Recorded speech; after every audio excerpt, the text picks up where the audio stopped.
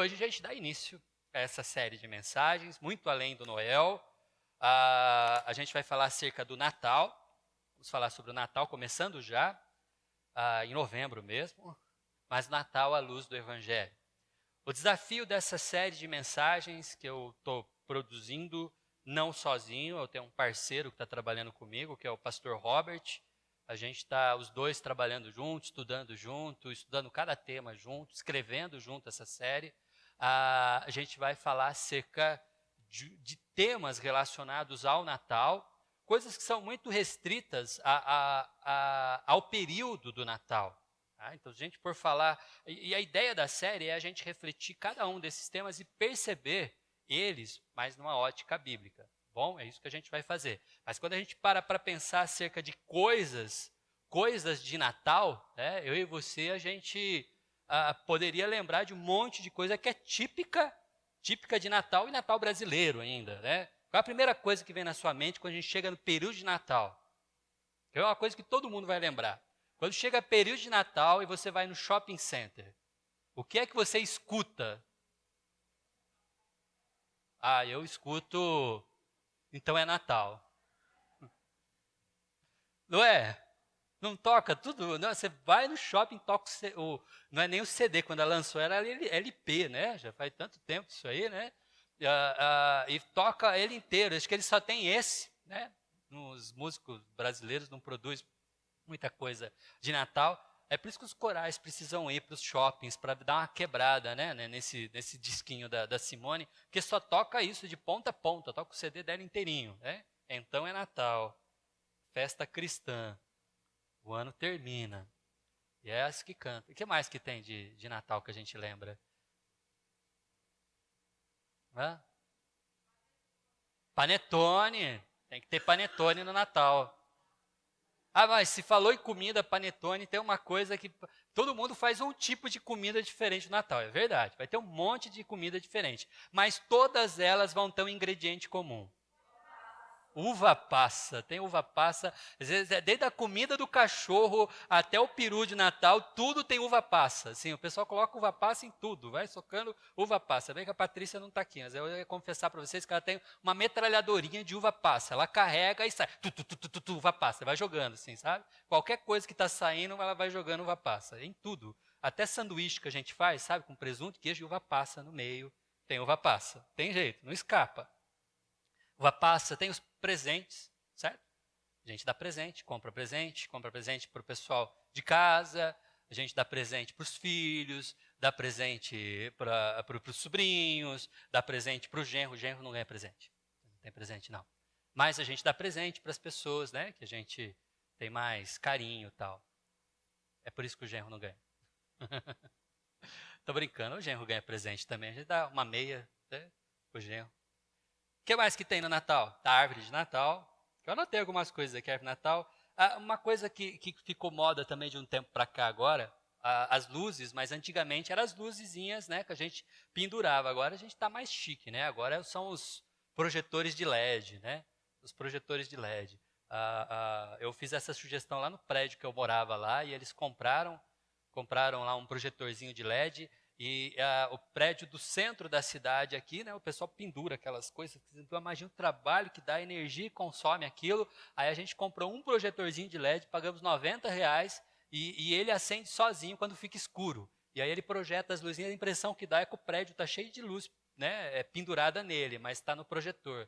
E o legal é que o projetor fica fazendo, né, aquelas danças de luzes assim, fica até esquisito. Mas balança, né, luz para todo lado, fica aquela coisa. Também é muito comum. Coisa de Natal, coisa que a gente só faz no Natal.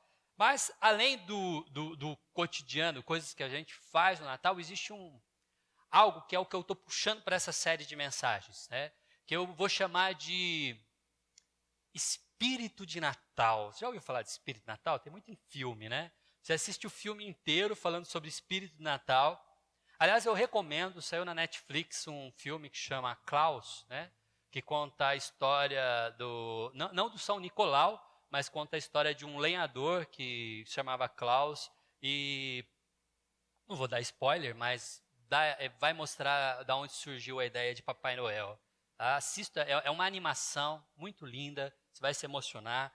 muito bonita mesmo, mas é bonita, é interessante, espírito de Natal, a gente filmes e filmes que falam sobre esse tal espírito de Natal, mas é interessante como você assiste 2 horas de filme e se emociona falando sobre o espírito de Natal, mas sem falar de Jesus Cristo. Existe muito espírito de Natal e pouco do Natal, do nascimento de Jesus, que é o significado da palavra Natal, nascimento, e a gente usa Natal com N maiúsculo, justamente porque é o Natal, o nascimento do Filho de Deus. E esse espírito de Natal, ele acaba nos abraçando de uma certa forma. Chega o período de Natal, a casa não fica só cheirando panetone. Alguma coisa parece que muda nesse clima de Natal. Você consegue pensar em alguma coisa que acontece, por exemplo, no período de Natal? O que é muito comum desse espírito de Natal? Oi? Alguém falou? Alguma ideia? Vamos lá, gente. Oi? União. Concorda que no Natal a gente se reúne mais? Ó, as empresas fazem o que no final do ano? Confraternização. Por que não faz em abril? Tudo bem, é fim do ano, tal, combinou, né, do Natal ser no final do ano, e aí isso eu acho que talvez gera esse negócio também de encerrar o ano, né? Mas é um período que a gente tem facilidade para fazer encontros, até mesmo dentro da igreja. A gente faz o encontro da igreja, a gente faz o encontro das sociedades internas da igreja, todo mundo vai fazer uma despedida, a gente vai fazer e a gente faz também o encontro das famílias, as famílias se reúnem, a gente faz um momento especial. Está dentro desse chamado espírito Natal. O que mais que a gente faz? Oi? O amigo secreto, que está dentro do presente, presentear, né? O amigo secreto ele foi inventado para a gente não ter que dar presente para todo mundo. Então, assim, um dá presente para outro e todo mundo ganha alguma coisa e ninguém precisa dar todos os presentes. Foi uma invenção que fizeram para economizar. Estou contando aqui para que foi feito o amigo secreto. Foi para economizar dinheiro. Mas todo mundo faz amigo secreto. Perdão, concorda que chega no Natal, como está tendo encontro da família, está aquele clima de Natal, todo mundo reunido, chegou aquele teu primo que te deu uma canelada no futebol no meio do ano, que mandou você para o hospital, aí ele chega com a cara lavada, olhando para o chão, meio sem graça, aí você... Tem até aquela propaganda da Coca-Cola e da Pepsi, que os dois caminhoneiros, o caminhoneiro com o bonezinho da Pepsi, tá lá no restaurante, pede uma Pepsi, aí o caminhoneiro com o chapeuzinho da Coca pede uma Coca, aí um olha para o outro, Pepsi, Coca, né, eles... né, dão risada, aí troca, né? Aí a Coca para Pepsi, Pepsi com a Coca, né?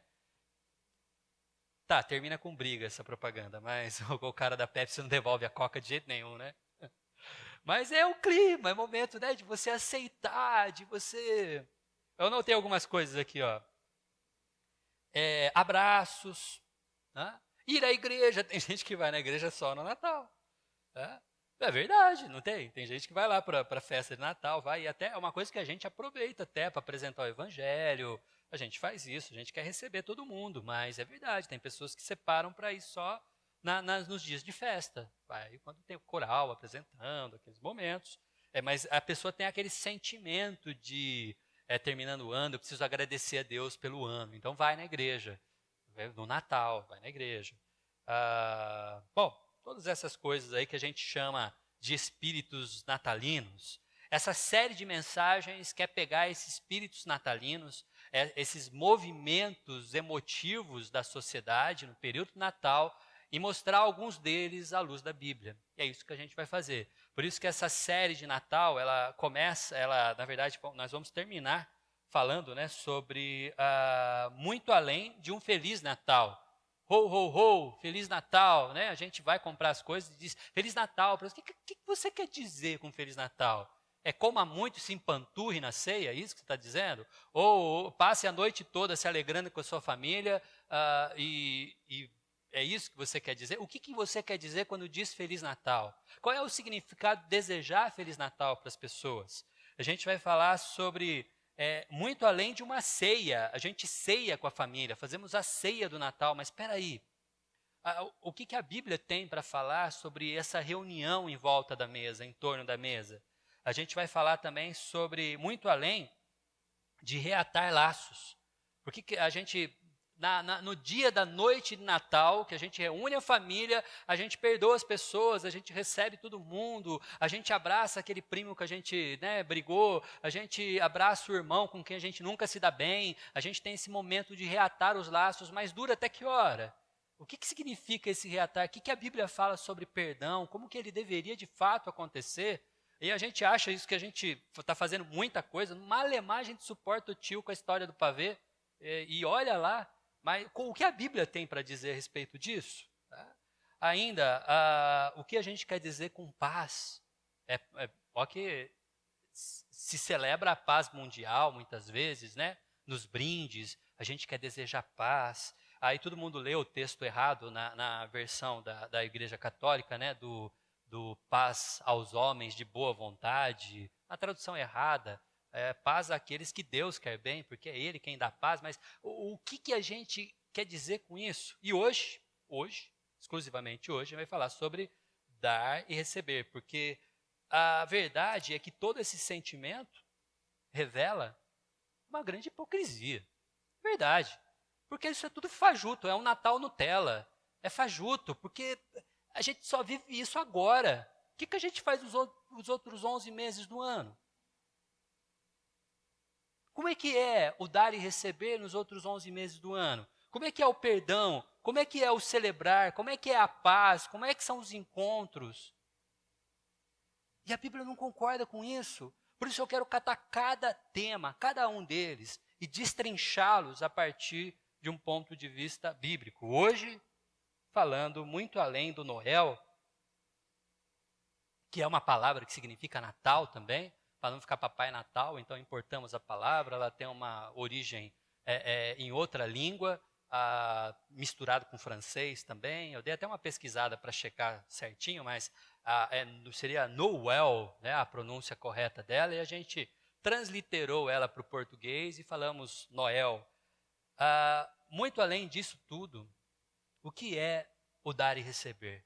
O que significa dar e receber?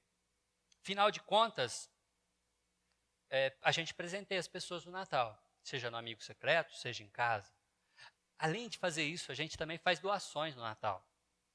Chega no Natal, a gente resolve doar uma quantia ou alguma coisa para entidades, para pessoas.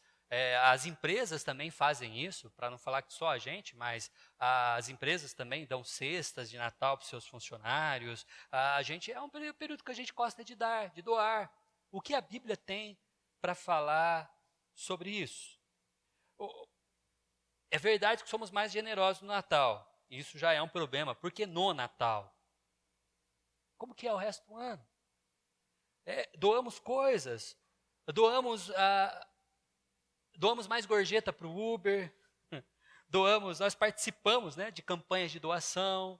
A gente faz, né, não só na igreja, mas na sociedade, grupos de amigos, grupos, às vezes, entre colegas da empresa, a gente doa presente, responde as cartinhas que estão lá no correio, a gente encontra um grupo que necessita de uma atenção, e isso tudo é muito bom, isso é tudo muito bom, não devemos parar de fazer isso, mas o que a Bíblia tem a dizer sobre isso?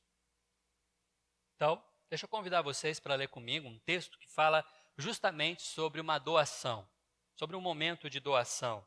O texto que eu quero ler com vocês, do Evangelho de Marcos, Marcos capítulo 12, de 41 a 44, é um texto curto, mas Jesus aqui está já há um tempinho, eu quero dizer um tempinho de capítulos, desde o capítulo 11, Jesus está no templo.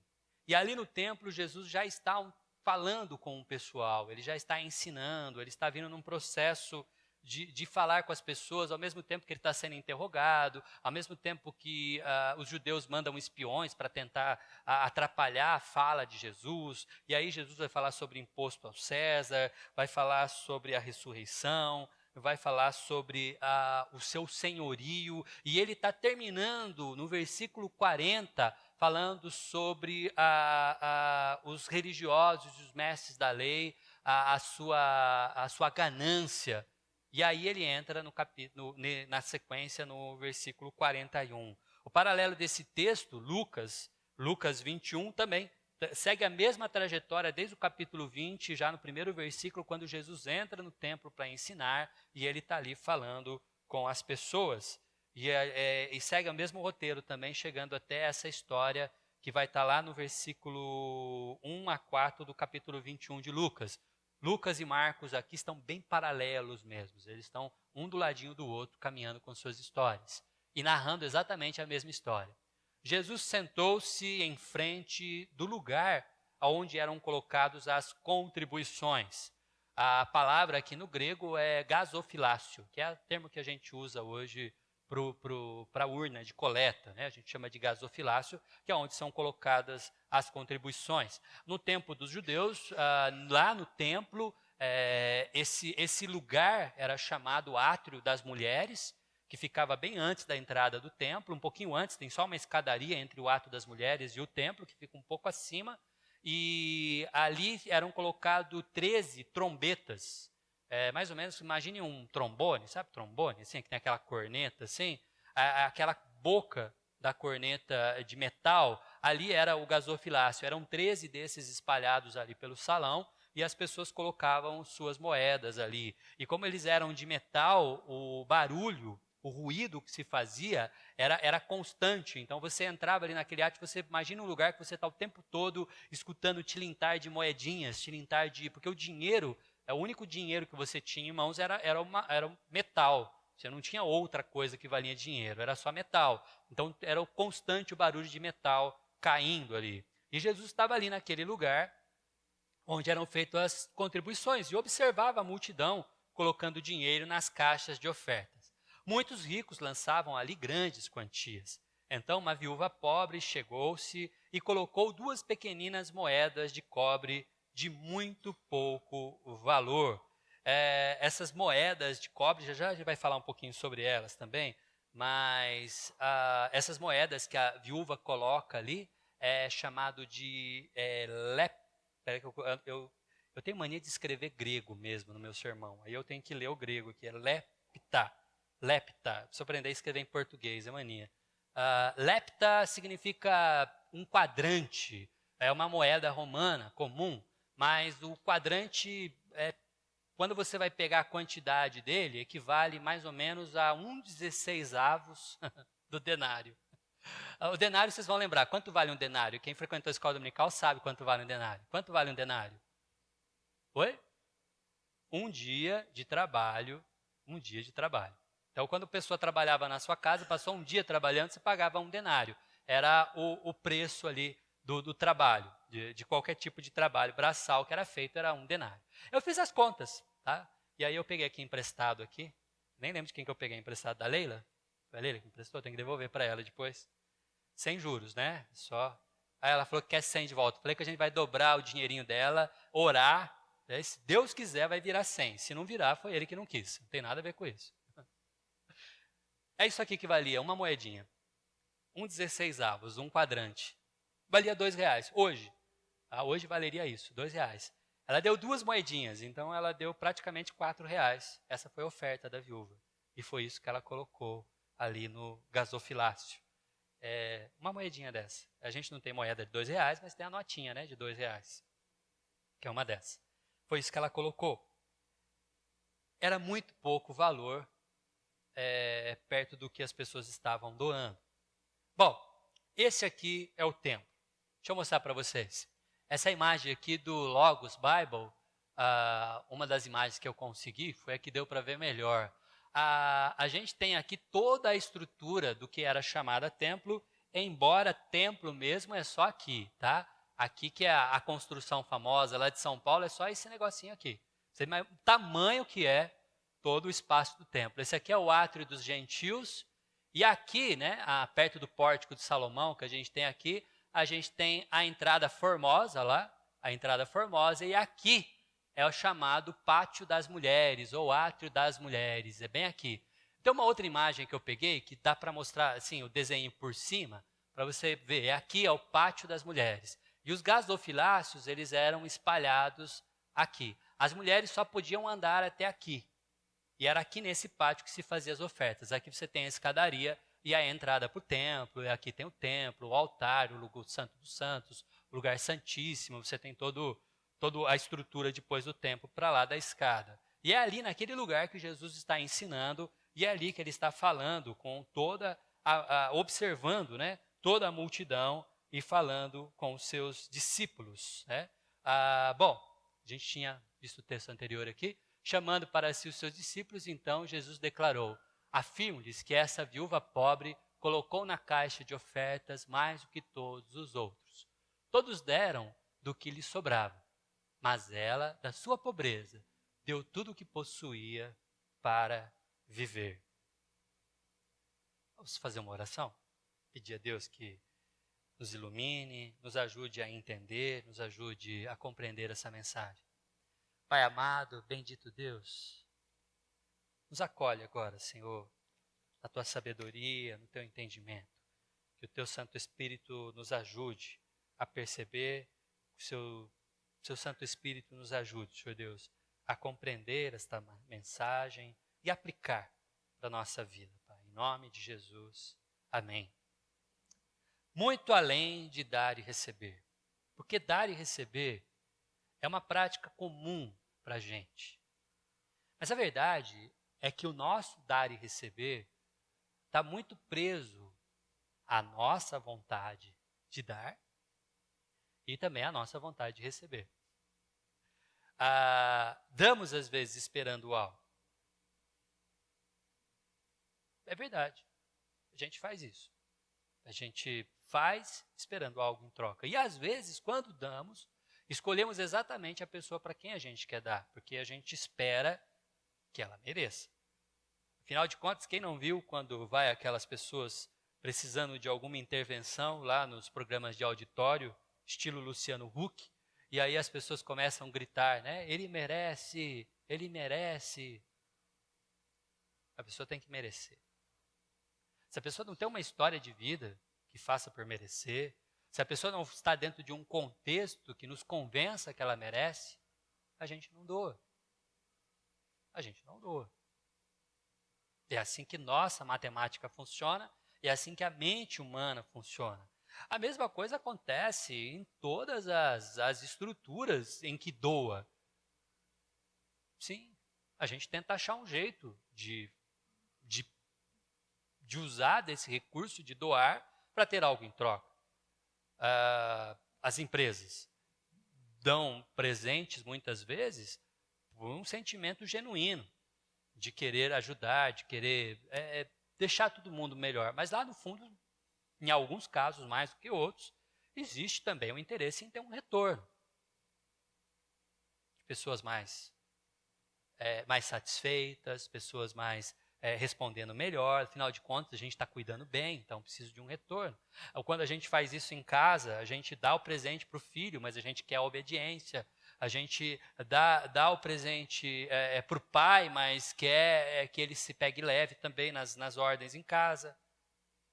A gente dá o presente para a esposa e a gente quer um pouco mais de atenção. A gente dá o presente para o marido, mas quer um pouco mais de presença. Nós fazemos isso. Mas a Bíblia vai nos ensinar que o dar e receber passa por um processo muito diferente aos olhos do Evangelho.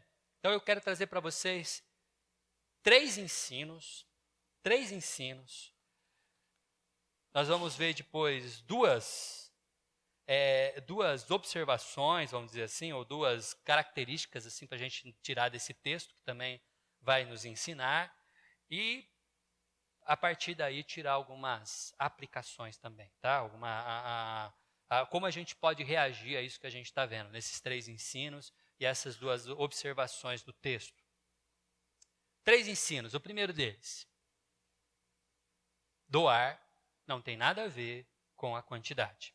E você sabe disso. Você sabe disso, sabe por quê?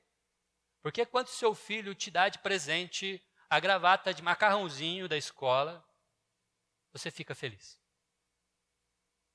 Quando seu marido chega cansado do trabalho, mas passou na padaria e trouxe um bombom para você de R$ 1,25, você fica feliz.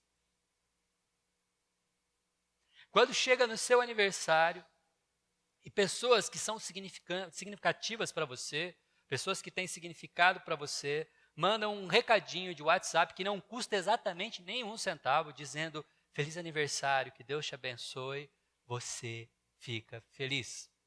Você sabe que não é a quantidade. Não é. O texto vai dizer que esta viúva pobre colocou na caixa de ofertas mais do que todos os outros. Mas a verdade é que monetariamente não. Porque eles doavam mais. Ela deu R$ 4, ela colocou 2 moedinhas que valia R$ 2 cada um. E eles doavam moedas e moedas. O tilintar das moedas e o tempo que o ruído das moedas faziam dentro das trombetas dos gasofiláceos era o que trazia a alegria para o coração das pessoas que iam doar. Porque elas gostavam de aparecer, elas gostavam que o barulho permanecesse por muito tempo, elas gostavam de ver as pessoas olhando e dizendo, caramba, olha quanto... Mas a viúva, para a conta e para a matemática de Jesus, doa mais que todo mundo. Jesus vem para dar nó em pingo d'água. Jesus faz algumas afirmações que deixam todo mundo perdido. Quando Jesus fala que aquele homem que só no coração, por desejar uma outra mulher que não é a sua, já adulterou. Quando Jesus fala que uma pessoa que simplesmente diz ao seu irmão tolo já é digno de morte. Quando Jesus faz ele começa a trazer a percepção de pecado, a percepção do quanto Deus, do como Deus se alegra conosco, para uma matemática completamente incompreensível. Enquanto os judeus calculavam os seus dízimos da folha de hortelã, enquanto os judeus calculavam o seu pecado a partir da matéria, ou a partir de uma agenda de compromissos que ele cumpria ou não cumpria, Jesus vem para trazer um sentimento completamente diferente à sua observação.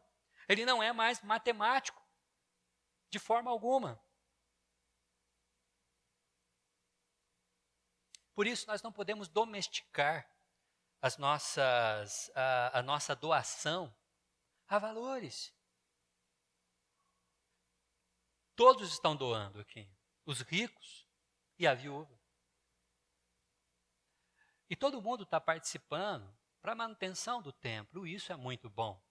Mas Jesus não fica impressionado com a quantidade. No entanto, não é isso que move o seu coração. Não é a quantidade, de forma alguma. Por isso, quando a gente fala, até talvez aqui, como o texto está sugerindo isso, e não tem como falar de dízimo, porque é sobre isso que está acontecendo, mas é também sobre o ato de doar. Mas quando a gente vê as crianças tirando da sua mesadinha, colocando os seus R$ 2 dentro do envelope, e trazendo aqui, colocando na caixinha que a gente deixa no nosso gasofilácio, Deus olha essa contribuição de uma forma completamente diferente. Porque não é a quantidade. E você precisa tirar isso da sua mente quando você pensa em doar. É por isso que a doação ela não é apenas dinheiro.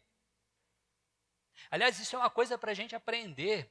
Eu tive que aprender isso a duras penas. Durante um bom tempo, os presentes que eu dava para minha filha acabavam sendo dinheiro, porque era mais fácil. Ela tem uma conta corrente, eu transfiro para a conta dela, ela vai na loja e compra. Mas quando a doação, o presente, às vezes precisa passar por um processo pessoal, de carinho. Sabe, porque presentear, ele não tem que ser custoso monetariamente, mas precisava ser emocionalmente. Sabe, você descobrir do que a pessoa gosta, você saber o que ela mais quer, você ir numa loja, em 2 lojas, 3 lojas, procurar pela internet, ficar pesquisando o site, achar o valor mais barato também, porque não é só porque a gente está dando de presente que a gente vai gastar dinheiro à toa, né? Tem que economizar. E aí você vai comprar papel de presente, aí você vai embrulhar, você vai cuidar, aí você vai criar um momento para dar de presente, porque não é, tá lá, deixei em cima da sua cama. Não, você cria um cenário, você cria uma situação, você faz surpresa, você faz um evento. Você cria um evento para dar de presente, para tirar foto, para filmar, para guardar no coração, porque a doação não é a quantidade, não é o dinheiro, mas é o sentimento que a gente está colocando nessa doação. O privilégio.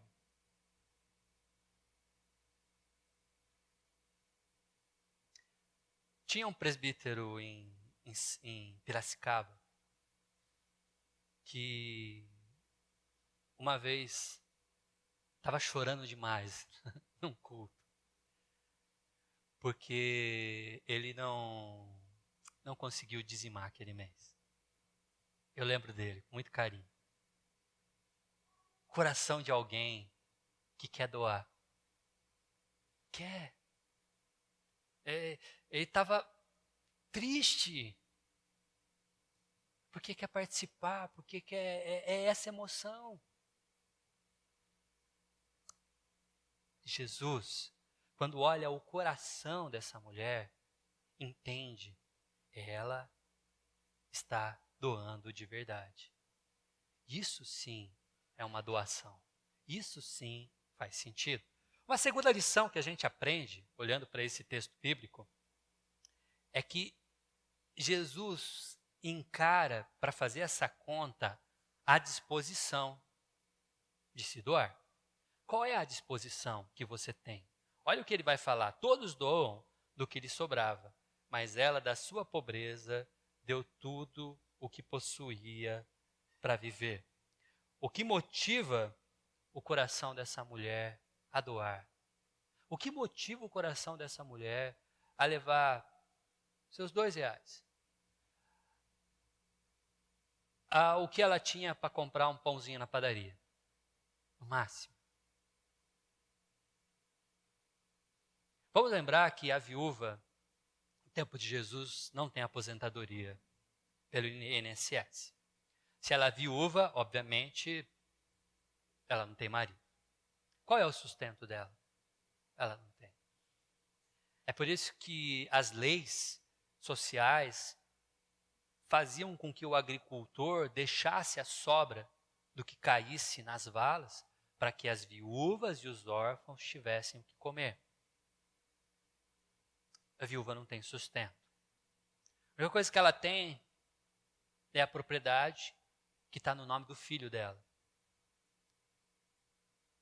E é assim como hoje, no tempo de Israel, havia muitos filhos ingratos que não cuidavam de suas mães.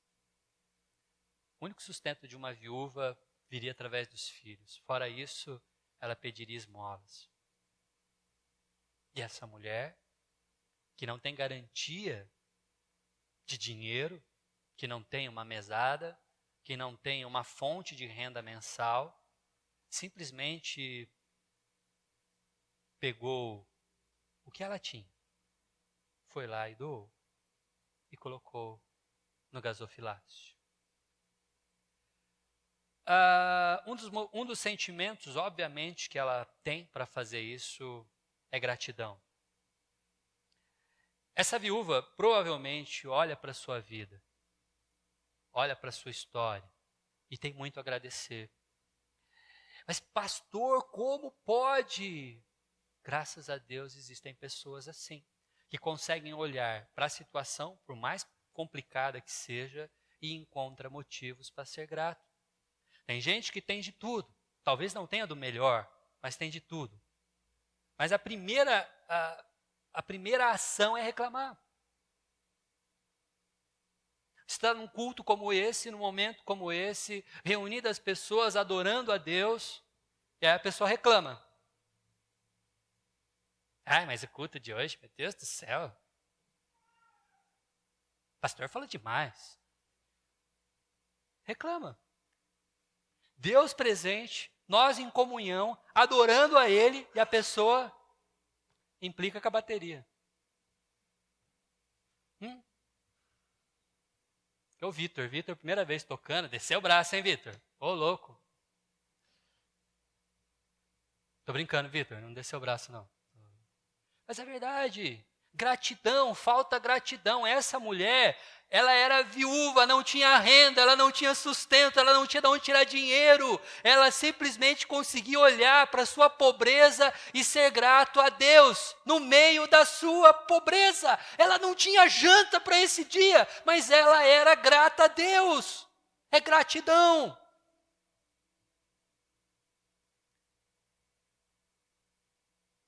Outro motivo é dependência. Ela foi criada no judaísmo. E quando ela lia as histórias acerca de Moisés andando com o povo no deserto, ela sabia o que significava o maná.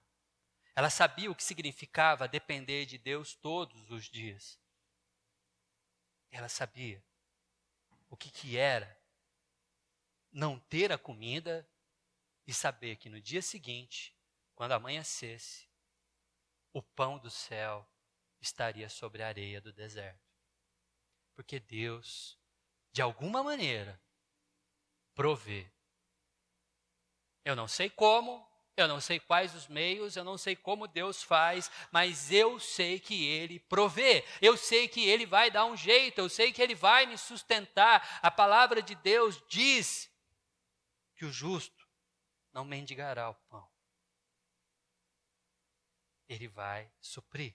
Ela confiava tanto em Deus que ela pegou o dinheirinho dela, R$2, a moedinha dela, de um lepta, 2 moedinhas, que valiam quase nada perto do denário. O denário, que era a moeda comum, que pagava o salário de uma pessoa de um dia, que talvez os ricos estavam jogando lá nos cones, lá nas trombetinhas, fazendo uma barulheira danada. A dela era piquititica. Quando caía, batia lá, não fazia nem barulho. Não dava nem. Ela jogou alguma coisa aí? Acho que nem jogou nenhuma moeda. Possível, não fez nem barulho. Moedinha pequenininha, de cobre, xoxa, quando ela bate não tilinta. As outras, quando bate, faz um estrondo. A dela não. Mas ela sabia que só aquela moeda que ela tinha não era o que fazia a vida dela caminhar. Mas era o Deus do Salmo que a gente leu, do Salmo 4. O Deus que faz resplandecer sobre nós o seu rosto. O Deus que é a alegria do nosso coração. E não o celeiro cheio. Não o curral cheio. Mas o Deus que habita dentro de nós. E por isso ela tinha dependência.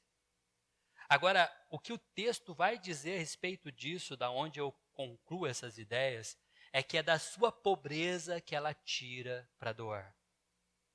Gente, isso é incrível como Cristo consegue fazer a sua matemática a partir dessa realidade. Porque ali é onde as pessoas depositavam o dízimo, a oferta para o templo. E olha que curioso, é da sua pobreza que ela tira para doar. E aqui o texto diz para a gente claramente, e aqui eu vou pedir licença para falar sobre dízimo. Prometo que é a última vez do ano. Está quase em dezembro mesmo, não vai dar para falar outra vez? Dízimo é para fazer falta mesmo. Sim. Se você faz as contas e chega à conclusão que se você não dizimar, você vai poder pagar um Netflix melhor em casa, eu acho que é isso mesmo. Se você fizer as contas e entender que se você não dizimar mais, você vai conseguir usar esse dinheiro para talvez trazer um pouco mais de conforto para sua casa, eu vou entender, porque é isso mesmo que acontece. Se você faz as contas, chega à conclusão que se você não dizimar, dá para você usar isso, esse recurso, é verdade, porque dízimo é para fazer falta. A gente faz as contas, sabe que faz falta e mesmo assim resolve ser fiel. Porque a gente tem sentimento de gratidão e dependência. Deus não nos chamou para dizimar do que nos sobra. Ele nos chamou para a gente dar daquilo que está sobrando. Tem que fazer falta mesmo. Você tem que fazer conta e saber, vai faltar. Mesmo assim, eu quero ser grato. Mesmo assim, eu dependo de Deus. E mesmo assim, eu quero contribuir. Se você faz as contas e chega à conclusão de que não dá para dizimar, eu estou contigo, não dá mesmo. Não dá. Não dá. A matemática vai provar para a gente que não dá. Mas a soberania de Deus, mas a ação graciosa de Deus, mas a presença de Deus em nossos corações, que é o que verdadeiramente traz alegria, vai nos mostrar o contrário. Vai nos mostrar que depender de Deus é muito melhor. É muito melhor. Uma terceira lição.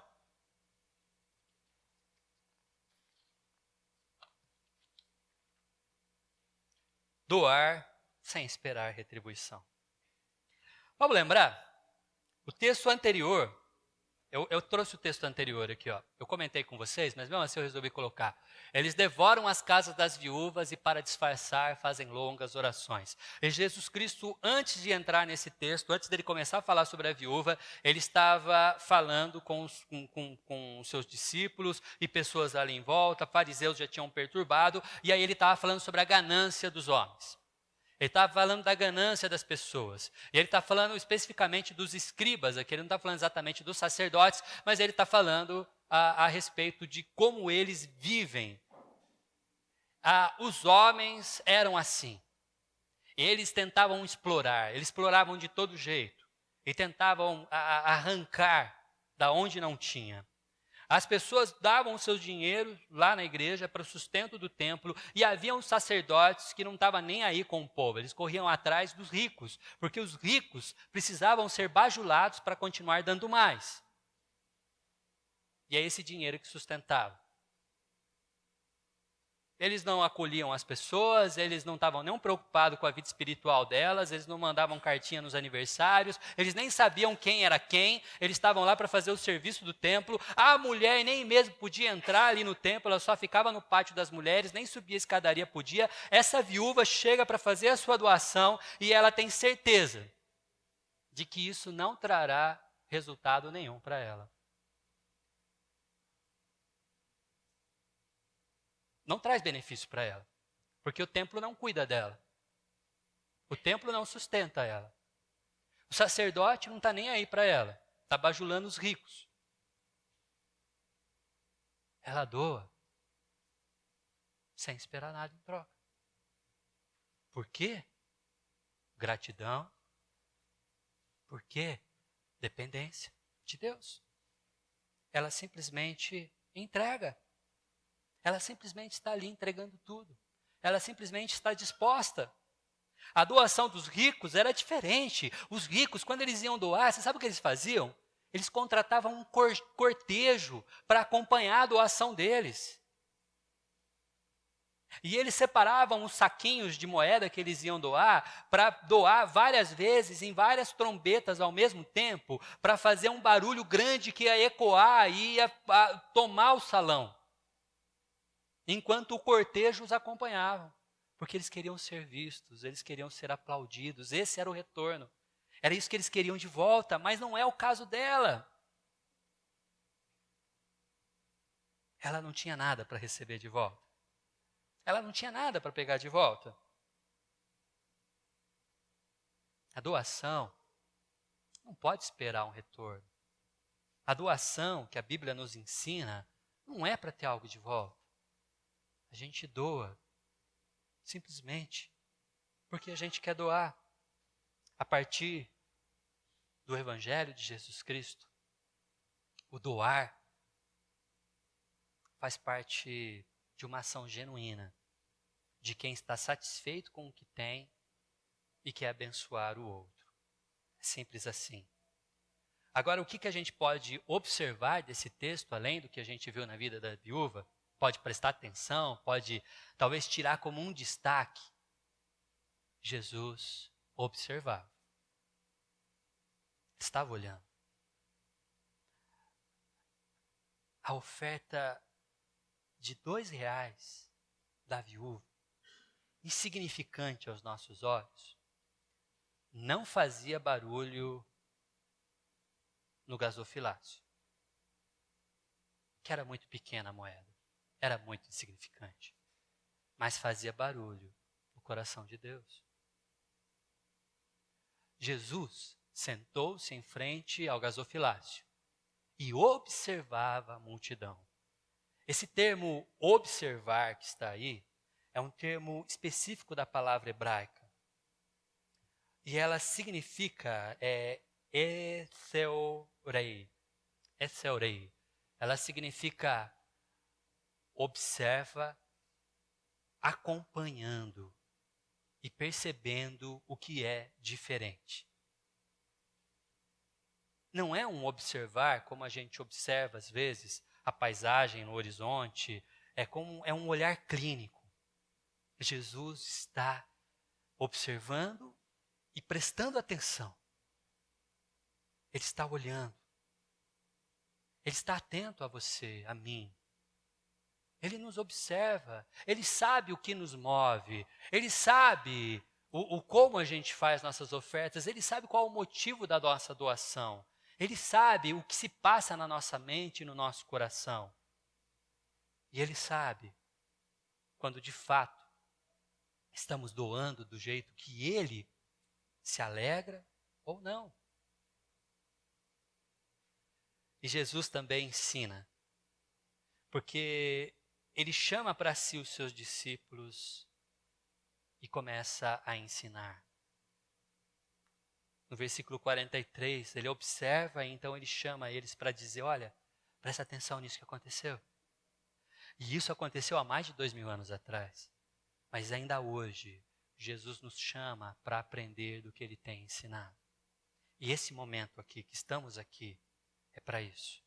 É para você aprender, é para eu aprender, é para a gente ler as Escrituras, perceber essas lições e colocá-las em prática. Colocar isso para funcionar. Por isso, eu quero convidar você a prestar bem atenção nesse texto. A primeira coisa que eu quero te convencer é que você não precisa parar de dar presente. Dê presente, continue. É Natal, é nossa cultura, a gente dá presente no final do ano. A pastora falou que não é para dar presente. Não, não disse isso. Dê presente. Eu só estou dizendo que o equívoco nosso é a gente achar que é só no Natal que a gente doa. Porque Natal não é só uma data para a gente celebrar, mas é um evento que transformou o mundo. A presença do Deus conosco, Jesus Cristo. Simulamos os presentes que Jesus recebeu dos magos vindo do Oriente, presenteando hoje em dia. Tornou-se comercial, tudo bem, mas a gente gosta de fazer, dê presentes. Presenteie quem você ama, presenteie as pessoas que você gosta, mas presenteie também com o tempo. Presenteie também com a sua presença. Presenteie com carinho. Presenteie de outras formas. A outra coisa que eu quero dizer para você é continue contribuindo. Continue. A sua contribuição à sociedade, quando você vai lá ajudar com o Benaiá, vamos lá levar todo aquele material que a gente recolheu aqui, é gostoso você levar, você vê que isso vai ser usado, vê que isso vai ser apreciado, que isso vai ajudar a vida de pessoas. Colabore, ajude a PAI da sua cidade, colabore com os eventos que você percebe que são genuínos, são verdadeiros e que de fato trazem alívio para quem está passando por dificuldade. Colabore com a cesta básica, quando a gente faz aqui as arrecadações, isso tem abençoado a vida de famílias, é importante. Continue colaborando, continue contribuindo, mas faça uma avaliação. Eu quero que você exercite essas coisas e continue fazendo, mas a partir da ótica de Jesus Cristo. A ótica de Jesus Cristo nos faz continuar fazendo o que estamos fazendo, mas de uma forma que traga adoração e louvor a Ele, de uma forma que glorifique a Deus. De que maneira? Lembre, a quantidade não é importante. O valor econômico, o valor, isso não é o relevante. É bom quando a gente pode doar mais, mas não tem problema nenhum quando a gente só pode doar o pouco. Mas entenda isso.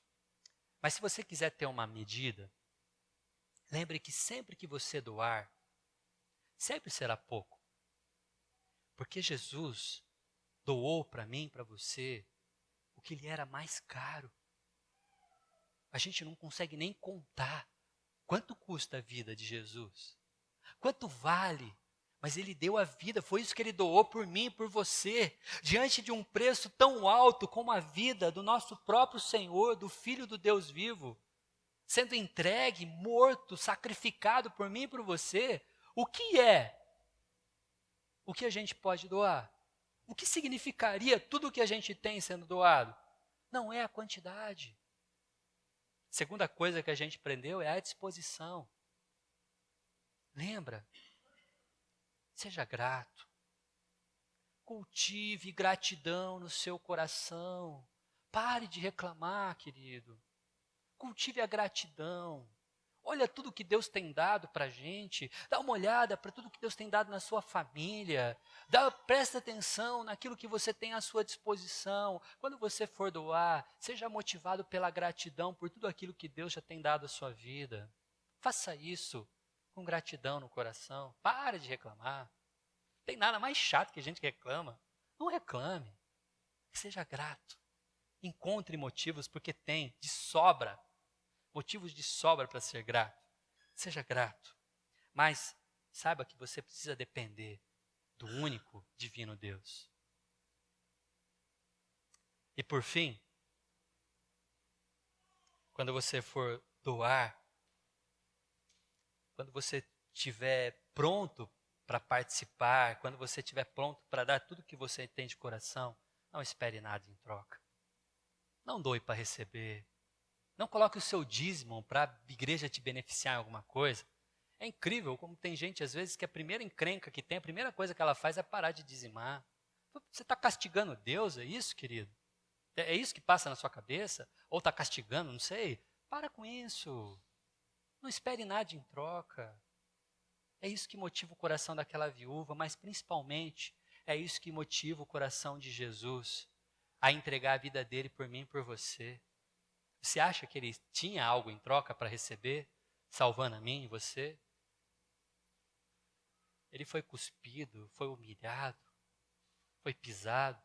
E mesmo hoje que a gente tem sensibilidade para tudo isso que ele fez, você acha que tudo que a gente faz paga o sacrifício dele? Ele deu a vida dele gratuitamente. Ele não esperou nada em troca. Faça isso a partir dos olhos de Jesus Cristo. Por isso, no Natal, dar e receber pode ser um evento Nutella. Que a gente só dá para quem a gente gosta e quem a gente quer bem.